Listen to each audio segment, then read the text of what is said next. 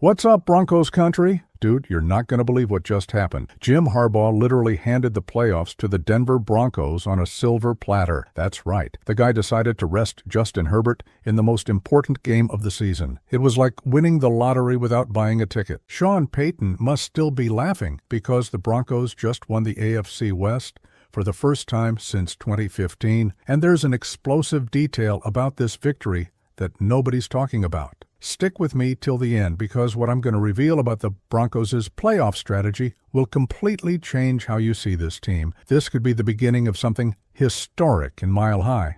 Let me tell you something. I follow every play, every practice, every locker room statement. And when I saw the news that Jim Harbaugh was going to rest Justin Herbert, I simply couldn't believe it. I thought, no, this has to be a bluff. Nobody gives away first place like that.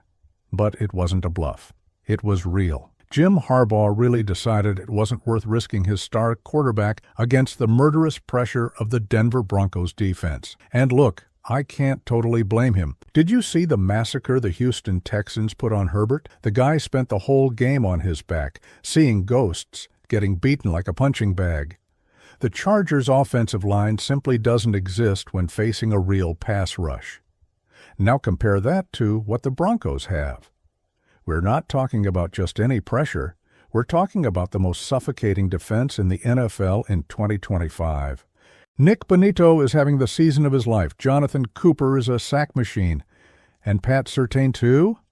Pat Surtain, too, is playing at a level that even Hall of Fame cornerbacks didn't play at. When the Chargers analytics looked at the numbers and saw that the Denver Broncos had almost a 50% success rate on quarterback pressure, compared to Houston Texans' measly 36%. They realized Herbert's not going to survive this. And just like that, in one fell swoop, Sean Payton got the biggest birthday present of his life. First place in the playoffs, home field advantage, a bye week. Everything served on a silver platter. ESPN analysts are calling this the most controversial decision of the season. Insiders are saying several team owners called the NFL office questioning whether this was ethical. But you know what's crazier? The Broncos deserved this advantage. After 10 years in the wilderness, after so many bad seasons with Russell Wilson, after so many broken promises, finally, the Denver Broncos are back on top of the AFC West. And it's not just luck. It's talent. It's strategy. It's Sean Payton doing what he does best. And there's one more thing I need to tell you about what's happening behind the scenes, but before that, do me a favor. If you're enjoying this exclusive analysis here on the channel, hit that like button down there and subscribe. We're going to cover all the playoff games with details you won't see anywhere else. Sound good? Now come back here because the story gets even better. Now, I know what you're thinking. Dude, but playing against the Chargers' backups is easy, right? It's a guaranteed win. And that's exactly the thinking that makes me nervous as hell. Because this, my friends, is the perfect definition of a trap game. Let me explain why. Since December 21st, the Denver Broncos haven't played against an NFL starting quarterback. Think about that. December 21st was the last time Bo Nix faced a real starter. After that, we played against the Chiefs' backups. Now we're going to play against Trey Lance of the Chargers, and then comes a bye week. We're talking about 29 days without seeing an NFL starting quarterback take the field against our defense. That's bad. Really bad. Because timing in football is everything. The synergy between the lines, the rhythm of the linebackers, the reads of the cornerbacks, all of that gets rusty when you don't train against the best. And Trey Lance, as much as he failed with the San Francisco 49ers, isn't just some kid.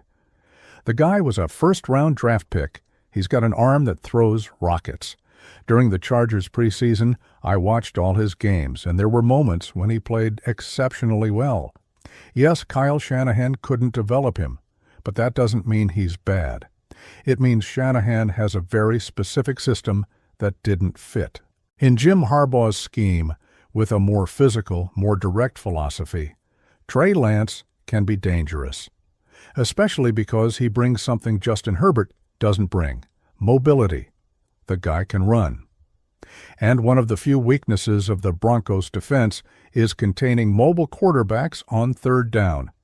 And there's something else everyone's ignoring. The Chargers' backup players are motivated. This is still a division rivalry.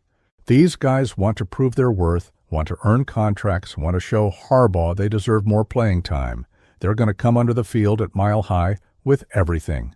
Meanwhile, our guys might be thinking, just beat this backup team and then we rest. Fatal error. You remember what happened with the Chargers a few seasons ago? They were stuck in 5th place, couldn't move up or down, kept all the starters on the field because had to fight till the end. Result? Mike Williams, their best wide receiver, fractured his back. Was never the same. The Chargers were eliminated right after. Harbaugh learned from that lesson. He's not going to make the same mistake. But us? Have we learned not to underestimate anyone? Sean Payton is smart, I trust him, but the moment is delicate.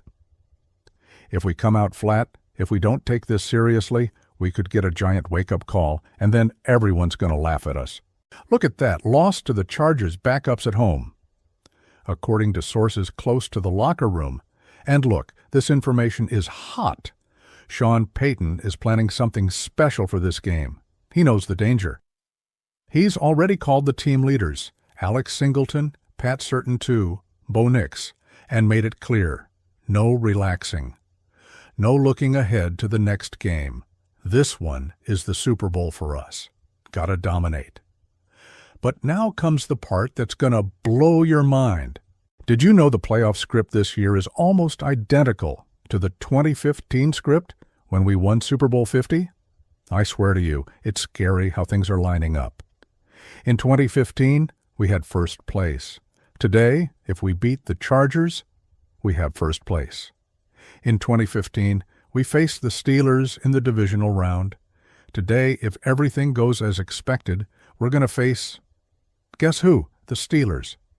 And in 2015, we took on the Patriots in the championship game.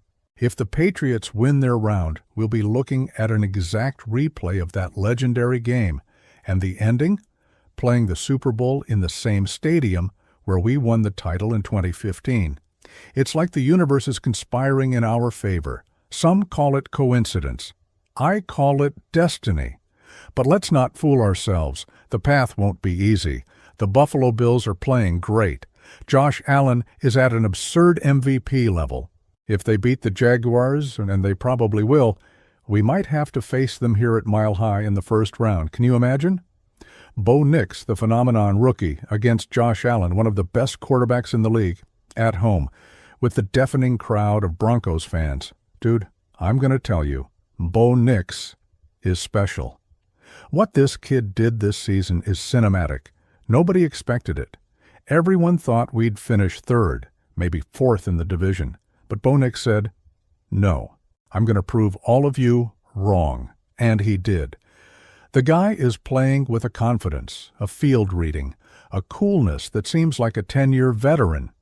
There's one specific moment that really stuck with me. It was in the game against the Cincinnati Bengals, that insane comeback from 33 points down in the last quarter. We were losing 26-8 with less than 7 minutes left. The win probability dropped to 0.7%. And you know what Bo Nix did? He turned it around. The guy ran for 2 touchdowns and threw for 2. First quarterback in history to do that in a fourth quarter. NFL history, man. And the defense, my God, this defense is terrifying. Led by Vance Joseph, who's finally showing why he was a head coach once. The Broncos built a wall. P.J. Locke at safety is flying. Riley Moss in slot coverage is impeccable. And that defensive line with Zach Allen and John Franklin Myers. They're eating offensive lines for breakfast. But back to the playoffs. If we get past the Bills, the next would probably be the Houston Texans or even the Kansas City Chiefs in a potential rematch.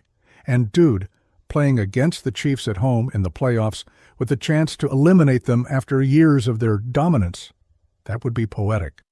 Patrick Mahomes, Travis Kelce, Andy Reid, all of them would have to come here in January, in the bitter cold of Denver, face a crowd thirsty for revenge. Remember when Tom Brady came to play here in that 2015 playoff game? The crowd was so loud, so intimidating, that even with Peyton Manning already half done, we managed to win. Home field advantage at Mile High is no joke. The thin air, the altitude, the electric atmosphere, it all counts. Adam Trotman said in a recent interview, if a warm weather team like Jacksonville comes to play here, they're going to suffer a lot. And that's the truth. Everyone who comes to play at Mile High is going to suffer, because this crowd is hungry. 10 years without winning the division, 10 years of frustration. Now we finally have a team, a coach, a quarterback, a defense that can take us back to the top. And look, there's one detail about Sean Payton's playoff strategy that I haven't told you yet. It's something he's keeping under lock and key, but my sources managed to find out. I'm going to reveal it soon, but first, if you haven't subscribed yet, subscribe now. Because in the coming weeks, I'm going to bring exclusive analysis of every Broncos game, interviews, behind the scenes, everything you need to know. And tell me in the comments, do you think the Denver Broncos are going to make it to the Super Bowl this year? Answer down there. Now let's talk about the men who are going to carry this team on their backs during the playoffs. Because one thing is talking about strategy, statistics, probabilities. Another thing is talking about the Warriors who take the field every Sunday and leave their soul on the turf. Courtland Sutton. This guy is the definition of loyalty. How many times could he have requested a trade? How many times did he see bad teams, horrible offenses, embarrassing losses? But he stayed. He believed. And now, finally, he's going to have the chance to shine in the playoffs. With 10 years of experience, Courtland has become the anchor of the offense, the guy Bo Nix looks for in tough times. Their connection is magical. Quinn Maynard's on the offensive line is another beast. The guy was discovered playing at a Division III school, Wisconsin Whitewater, something that seemed impossible for the NFL. But the Broncos scouts saw something special, a drive, a technique, a game intelligence that can't be taught. Today, Quinn Meinerz is one of the best guards in the league, opening giant holes for RB J.K. Dobbins. Oh, wait, no. J.K. Dobbins is injured, so now it's Tyler Beatty, Jaleel McLaughlin, and R.J. Harvey's turn to show their stuff. And these guys are ready. On defense, Alex Singleton is the heart of the team. The guy comes from Canada, played in the CFL. Nobody believed he'd be anybody in the NFL. Today, he's the undisputed leader of the defense, the brain on the field, the guy who organizes everyone. At 32 years old, this might be his last chance to win a Super Bowl, and he knows it. Every tackle, every blitz, every play read, he's playing like it's the last game of his life. And of course, I can't fail to mention the linebacker trio that includes Nick Bonito and Jonathan Cooper. These two together have over 20 sacks just this season. They're the reason why teams like the Chargers are afraid to put their starting quarterback against us, because they know if the offensive line fails for half a second, these guys are going to be in the QB's face. Mercedes Lewis also deserves a special mention. At 41 years old, the guy became the oldest tight end in NFL history to play a game. When he took the field in Week 9, I almost cried, I'm not going to lie, because Mercedes represents everything that's beautiful in sports: persistence, love of the game, absolute dedication. He could have retired years ago, but no, he wants a ring, and I want to see him get it.